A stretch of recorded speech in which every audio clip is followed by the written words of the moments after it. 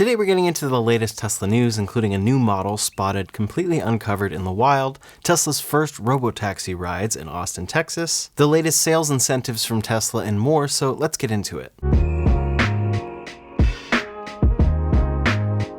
First up today, when looking into a Tesla vehicle, one of the things that people don't often fully consider is that the cost to maintain these cars is a lot lower, along with the cost to operate them compared to gas vehicles. As such, Tesla recently posted a few graphics that really illustrate this, saying, quote, Model 3 and Y cost less to drive per mile than other cars in their class. And on top of that, our cars get free over-the-air software updates all the time that bring you new features and improve existing ones. They compare a number of cars in this chart, and you can see that they're comparing depreciation, registration fees and state sales tax, financing, fuel, maintenance and repairs, and insurance. The Model 3 long-range rear-wheel drive specifically comes out on top at 66 cents per mile driven, with that total cost coming out to $39,876. In their calculations, this is making it quite comparable to cars like the Honda Accord LX at 67 cents per mile, and then the Toyota Camry XLE at 73 cents per mile, but of course that Model 3 is coming in on top. When looking at the Model Y long-range rear-wheel drive, they calculate a total cost of $44,696, coming in at 74 cents per mile. Comparing that to the RAV4 XLE Premium, you're looking at 76 cents per mile, and then the BZ4X, 79 cents per mile. They don't fully break down their overall methodology here, but this is a very interesting way to consider things, looking at cost per mile over the course of ownership. And Teslas really do shine in this department, especially if you can do things like charge at home. Similarly, for the Cybertruck, Tesla is coming out on top again with an operational cost of $1.10 per mile. They calculate a total cost of $65,751 for the Tesla Cybertruck long range. So that again is that rear-wheel drive version that we actually have either not seen delivered to customers yet or has only been delivered in very small quantities so far. After that, it jumps up to $1.19 per mile for the F-150 XLT Super Crew, and then $1.21 per mile driven with the Ram 1500. But of course, one big way to save with these cars is to time your purchase for when Tesla is offering some decent incentives. They usually do this at the end of each quarter, and right now there are some pretty great deals available for their most popular cars, the Model 3 and the Model Y. For the Model 3 and all of its trims, 0% APR financing is fully available. This is specifically when financing for 60 months, and they say that this deal is ending on June 30th. This is also ending alongside the lease deal that they have for the base Model 3 at $349 per month. That deal with $0 down is also ending on June 30th. As for the Model Y, Tesla had originally announced a 1.99% APR deal for the all-wheel drive trim of that car. That was available before the rear-wheel drive version got announced and started first deliveries, and then they put an expiration date of June 16th on it. Then soon enough, they added that 1.99% APR for the rear-wheel drive trim, but that one was expiring on June 30th. Well, June 16th came and went, and now this deal is just fully available for whatever trim of the Model Y that you purchase, rear-wheel drive or all-wheel drive. So that kind of expired, it seems like for a few days, but then came back almost immediately. And this is something I actually talked about in multiple videos would probably happen. It definitely happened here, so that 1.99% APR is fully available for both trims of the Model Y. And it seems like they're not really advertising an expiration date for that. Usually they would be to be driving sales of these cars, saying it ends on June 30th like they're doing for the Model 3. But at this point on the main site for the Model Y, it doesn't say that this 1.99% APR is going away. However, if you look at the fine print, it still says the promotional rates require you taking delivery by June 30th, so I wouldn't be surprised if this gets updated and clarified quite soon by Tesla. In any case, at the same time, we're seeing a brand new incentive over in Canada to drive sales in that market, which seems to be having a particularly tough time right now, especially with new tariffs that have already been put in place. Tesla is now offering 1 free year of supercharging with a Model 3 purchase over in Canada. As always, I'll be sure to keep you posted with the latest discounts and offerings that Tesla has to drive sales at the end of the quarter, and we're approaching the end of a quarter here, so there'll probably be some new ones coming in the next week or so. Next up today for the Model Y, the one trim that we are still missing at this point is the performance version of that car. With the Model 3 refresh, Tesla waited quite some time to launch the performance version of that car, and it actually brought a decent amount of differences to the exterior and the interior. Now the same is expected for the Model Y, since we haven't seen a performance version of that car get released yet, and this car was spotted out in the wild completely uncovered. It seems that Tesla was doing some promotional filming with it ahead of its release, which probably is coming up quite soon, since Tesla usually films their cars only a few days, if not a couple weeks ahead of its release. Here the Model Y was spotted out filming in the Alps, and people were able to get a few decent photos of it. This definitely has a more aggressive rear diffuser with a few more cutouts and details there. Then it has a carbon fiber spoiler as expected. Another big detail there is new wheels. These are wheels that we haven't seen on any other Tesla vehicle, so they appear to be exclusive to the Performance Model Y, and that's very much the same approach that they have done with the Performance Model 3 and the new versions of the Model S and X. They're exclusive to each vehicle. The other thing this, of course, has on the back is a performance badge. Overall, this photo isn't extremely clear from the front, but it seems like it will probably be about the same. When you look at the front bumper of the new Model Y compared to the Performance Model 3, they actually share a decent amount of similarities, so it seems Tesla went a little more that direction for all versions of the Model Y, and they'll probably keep it the same for the Performance version. However, the rear will change a little bit to distinguish it for those with a keen eye, but most people might not notice the difference. Then you'll have different wheels and a spoiler and that performance badge, and then inside will be some more of the changes we expect from the Model 3. You'll get those updated performance seats with bolstered side support that Tesla actually recently posted about for the Model 3. You'll get carbon fiber accents, of course updated brakes, and then that updated performance from the Performance Model 3. For the Performance Model 3, that brings a 2.9 second 0 to 60 up from 3.2 previously, so many are expecting Tesla to drop 3.5 down to something like 3.2 in the Model Y if they can do a similar approach there. That would be great to see, and then it would be great if they can keep the range over 300 miles, but we'll have to see if that's possible for them to do, since the current listed range for the Performance Model 3 is 298 miles EPA.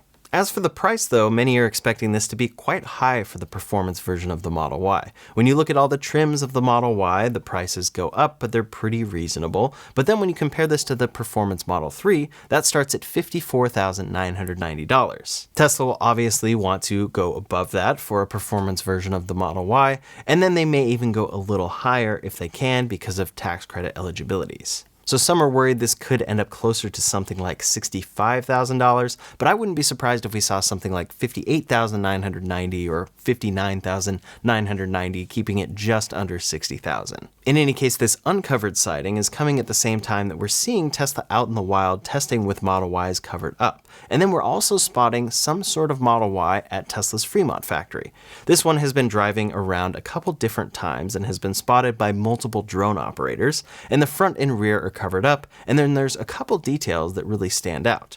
The first is that this appears to be potentially a smaller version or a more compact version of a Model Y.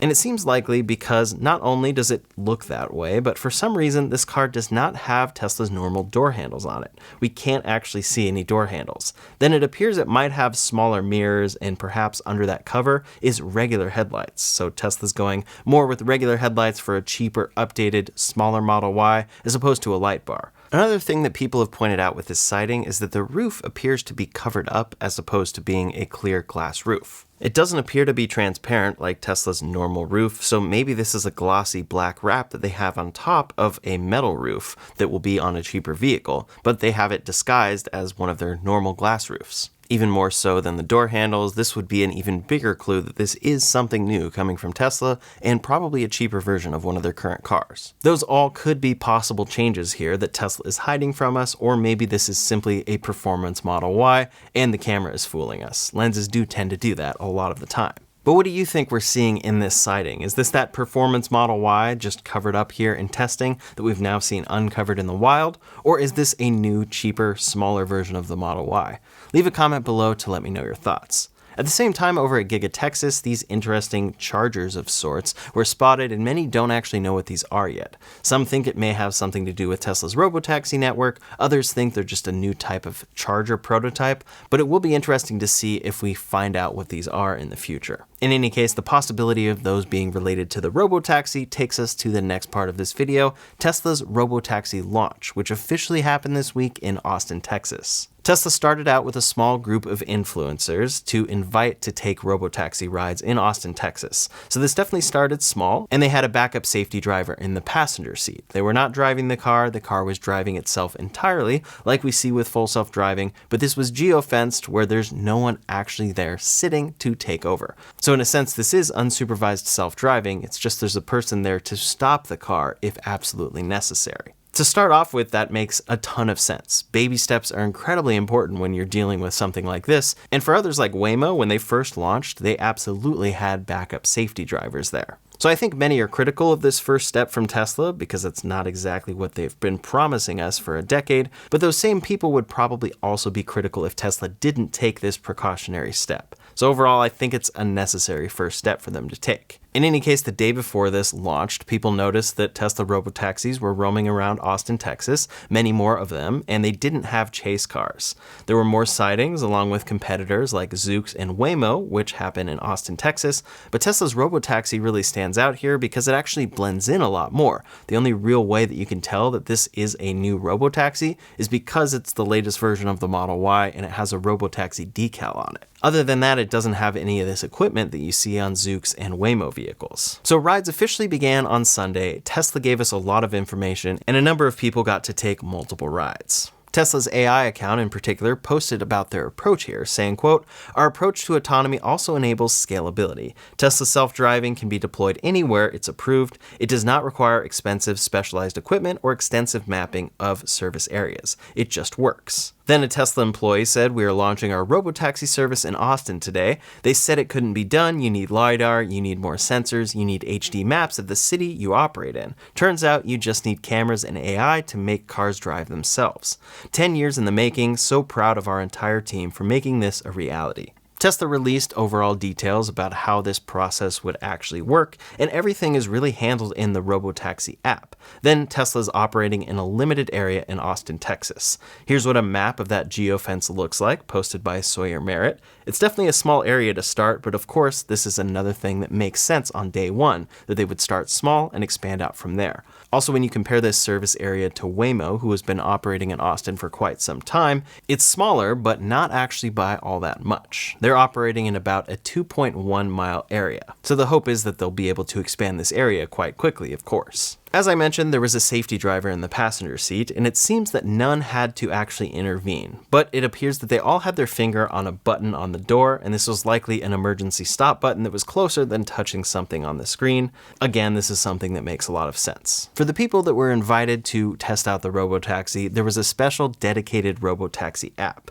Rob Maurer did a full breakdown of this app, and it seems to be simple and well designed. You choose your destination in the app, and there are options for some preset destinations. Then there are tip options in the app after you complete your ride, but when you click it, it says "just kidding." A tip option from a Robotaxi is actually something I wouldn't be surprised to see out in the real world, so this is funny to see from Tesla. Overall, this is a huge moment for Tesla, and in particular Tesla's AI team. They've been working on this project for a very long time, and even though there are of course stipulations and a lot of things to work through before this really gets scaled, this first step is pretty big for them. And a few different people posted about this. Ashok Elazwamy, the head of Tesla's AI, said Robotaxi launch party and posted a photo. In that photo, there's actually a decent amount to see. If you look at the screens, you can see that there are weather notices. You can also see that they have live feeds from all of the cars on all the exterior cameras, no interior camera feeds getting in there. They have a map of the service area, and then details saying 112 rides, 499 miles,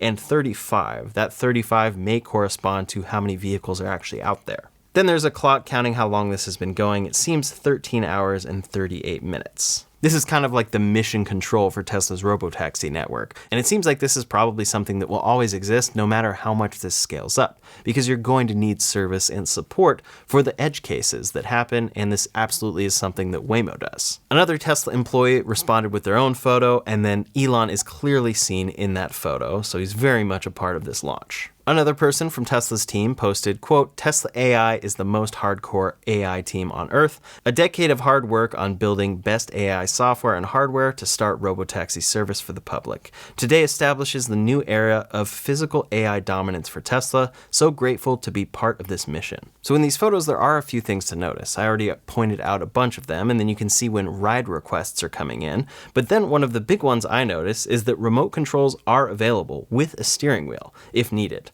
This is likely just a big backup in the worst possible case scenario so that they can remote into a car and control it. And it seems unnecessary at this point since that safety driver could just hop into the driver's seat if absolutely necessary. But this is an interesting one, and I wouldn't be surprised if Tesla is not going to be happy that this photo is out, because this will probably lead to a lot of conspiracy theories that, oh, those are the controls that Tesla is using to operate all of these robotaxis. However, if you've used Tesla's full self-driving system, you know that that simply is not the case. In any case, for the cars, they're all Model Ys straight from the factory with a Robotaxi decal, and then you can see options on screen for the safety driver to pull over, stop in the lane, or call support.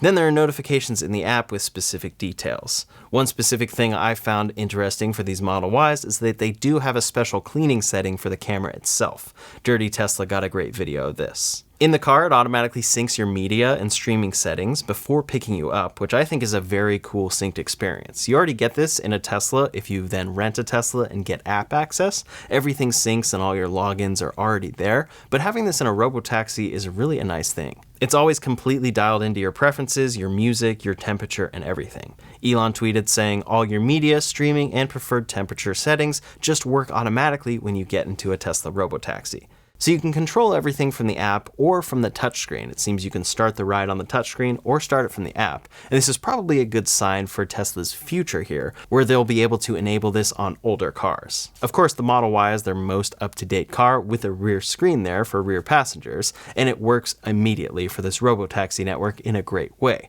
But for the future, Tesla wants to be able to enable this on cars that do not have a rear screen. So in those cars, you should be able to enable this and then control everything from your smartphone. That, of course, remains to be seen, however. But let's look at a few rides. Dave Lee live streamed his Robotaxi ride, and of course you can see the interface on the main screen, and that the rear screen is giving him trip details. Kim Jowua posted a video of her whole experience, and then Sawyer Merritt posted his as well. A lot of people posted or live streamed a full unedited video so you could really see the full experience from the beginning to the end, and then see it unedited, see how good it really is for the entire trip without any mistakes in there. Sawyer Merritt also posted a video of his at night and reported that it was very smooth and comfortable and just as good as daytime. For Zach's ride, he said it was extremely smooth at stops as well. And then for Dirty Tesla, they noticed that his pulled over for an ambulance. This is a behavior we actually haven't seen full self-driving really do yet. So this, of course, is the latest version of full self-driving that the Robotaxi is specifically operating with over in Austin. Overall, it seems that safety drivers did not have to take over in anyone's experience. However, there was one rough moment on Rob Maurer's ride. You can see that the car is deciding if it should turn left or go straight, and it's doing so in not a very good fashion. On screen, you can tell that it's trying to determine where it should go, and then it's turning the steering wheel erratically. And this is the kind of situation that freaks a lot of people out, even though the end result was actually pretty decent here. It proceeded through where it shouldn't have gone. It shouldn't have been in the left lane and not taken that turn, but it did get through it safely and absolutely not hit anything or even get close. Of course, Rob Maurer is a big Tesla fan, but he said, quote, after multiple Tesla Robotaxi and Waymo rides in Austin, I have to say Tesla is quite a bit smoother. We did see a number of these people going back and forth between Waymos and Tesla Robotaxis,